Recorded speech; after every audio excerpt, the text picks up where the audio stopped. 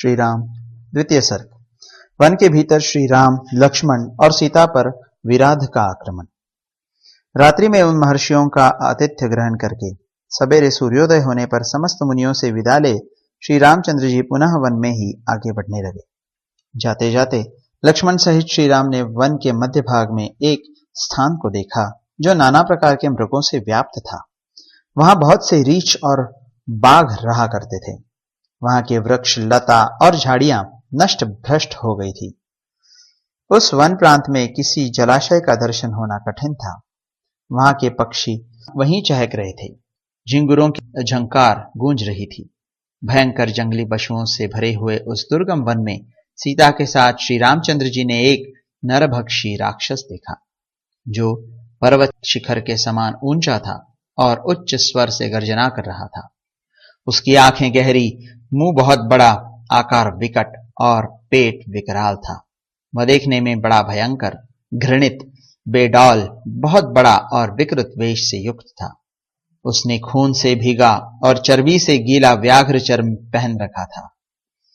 समस्त प्राणियों को त्रास पहुंचाने वाला वह राक्षस यमराज के समान मुंह बाये खड़ा था। वह एक लोहे के शूल में 3 सिंह, 4 बाघ, 2 भेड़िए, 10 चितकबरे हरिण और दांतों सहित एक बहुत बड़ा हाथी का मस्तक जिसमें चर्बी लपटी हुई थी, कांथ कर जोर जोर से दहाड़ रहा था। श्री राम, लक्ष्मण और मिथिलेश कुमारी सीता को देखते ही वह क्रोध में भरकर भैरवनाद करके पृथ्वी को कंपित करता हुआ उन सब की ओर उसी प्रकार दौड़ा जैसे प्राणांतकारी काल प्रजा की ओर अग्रसर होता है। वह विदेह नंदिनी सीता को गोद में ले कुछ दूर जाकर खड़ा हो गया। फिर उन दोनों भाइयों से बोला, तुम दोनों जटा और चीर धारण करके भी स्त्री के साथ रहते हो और हाथ में धनुष बाण और तलवार लिए दंडक वन में घुस आए हो, अतः जान पड़ता है तुम्हारा जीवन क्षीण हो चला है। तुम दोनों तो तपस्वी जान पड़ते हो, फिर तुम्हारा युवती स्त्री के साथ रहना कैसे संभव हुआ? अधर्म परायण, पापी तथा मुनि समुदाय को कलंकित करने वाले तुम दोनों कौन हो? मैं विराध नामक राक्षस हूं और प्रतिदिन ऋषियों के मांस का भक्षण करता हुआ हाथ में अस्त्र शस्त्र लिए इस दुर्गम वन में विचरता रहता हूं। यह स्त्री बड़ी सुंदरी है, अतः मेरी भार्या बनेगी और तुम दोनों पापियों को मैं युद्ध स्थल में रक्तपान कराऊंगा। दुरात्मा विराट की ये दुष्टता और घमंड से भरी बातें सुनकर जनक नंदिनी सीता घबरा गईं और जैसे तेज हवा चलने पर केले का वृक्ष जोर जोर से हिलने लगता है, उसी प्रकार वे उद्वेग के कारण थर थर कांपने लगी। शुभ लक्षणा सीता को सहसा विराट के चंगुल में फंसी देख श्री रामचंद्र जी सूखते हुए मुंह से लक्ष्मण को संबोधित करके बोले, सौम्य, देखो तो सही, महाराज जनक की पुत्री और मेरी सती साध्वी पत्नी सीता विराध के अंग में विवशता पूर्वक जा पहुंची है। अत्यंत सुख में पली हुई यशस्विनी राजकुमारी सीता की यह अवस्था, हाय कितने कष्ट की बात है।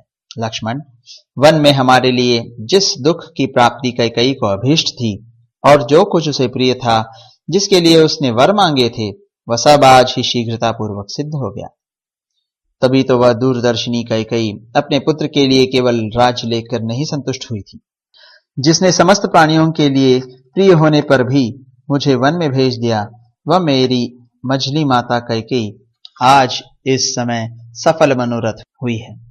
विदेह नंदिनी का दूसरा कोई स्पर्श कर ले, इससे बढ़कर दुख की बात मेरे लिए दूसरी कोई नहीं है। सुमित्रानंदन, पिताजी की मृत्यु तथा अपने राज्य के अपहरण से भी इतना कष्ट मुझे नहीं हुआ था जितना अब हुआ है। श्री रामचंद्र जी के ऐसा कहने पर शोक के आंसू बहाते हुए लक्ष्मण कुपित हो मंत्र से अवरुद्ध हुए सर्प की भांति फुफकारते हुए बोले, ककुत्स्थ कुलभूषण, आप इंद्र के समान समस्त प्राणियों के स्वामी एवं संरक्षक हैं। मुझ दास के रहते हुए आप किस लिए अनाथ की भांति संतप्त हो रहे हैं? मैं अभी कुपित होकर अपने बाण से इस राक्षस का वध करता हूं। आज यह पृथ्वी मेरे द्वारा मारे गए प्राण शून्य विराट का रक्त पिएगी।